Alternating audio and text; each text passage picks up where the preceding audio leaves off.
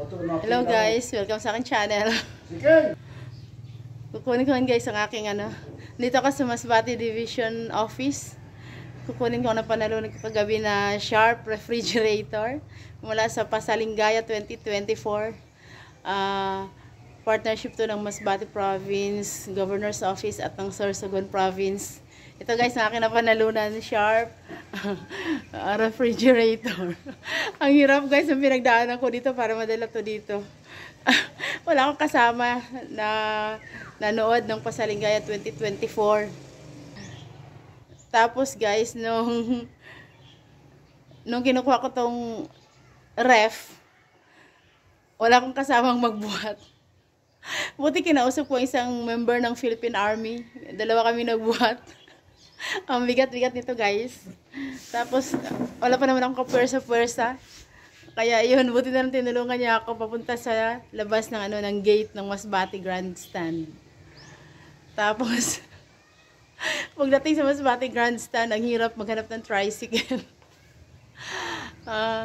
Kinausap ko yung isang pulis na kumakain, sabi ko pwede pakitingnan niya kasi pupunta ako ng division office. Kasi titingnan ko kung pwede ko maiwan muna sa division office kasi nga wala akong mapag-iwanan sa ref na to. Tapos pagpunta ko dito, buti na lang okay naman siya. Pagbalik ko naman, ang hirap-hirap kasi walang magbubuhat. Kinausap ko yung tricycle driver, ayaw niya akong ihatid dito sa division office. Ayaw niya ikarga yung ref kasi nga may pasahero na siya.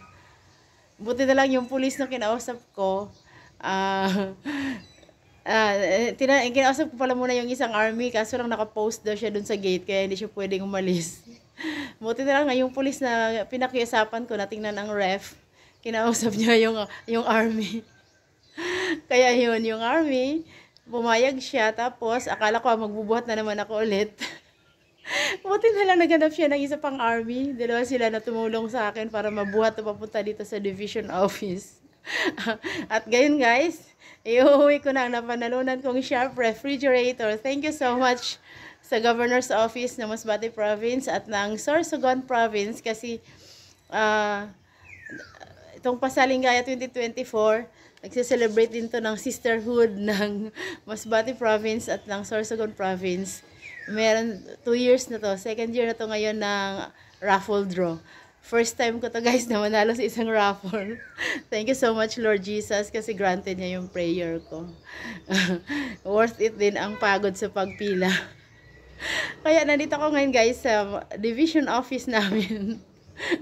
Thank you so much guard kasi pumayag siya na iwan ko yung aking ref.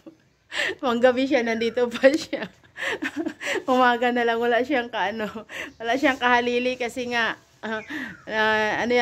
antok pa yata yung mga magjo-duty, wala siyang kapalit. Nagpapasalamat talaga ako guys sa pagkapanalo ko sa buong buhay ko. Ngayon lang talaga ako nanalo sa raffle draw. Akala ko hindi na talaga ako mananalo kasi every time na sumasali ako sa mga raffle, hindi talaga ako nananalo. So ngayon guys, thank you so much. God's divine provision is on time. Nanalo ako ng ref at kailangan namin to sa tindahan, sa maliit naming tindahan. Kasi nga pag may naghahanap ng soft drinks, pag hindi malamig, hindi bumibili.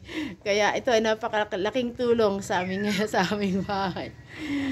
Thank you so much Lord Jesus. Please support my YouTube channel guys. Watch my videos. Thank you.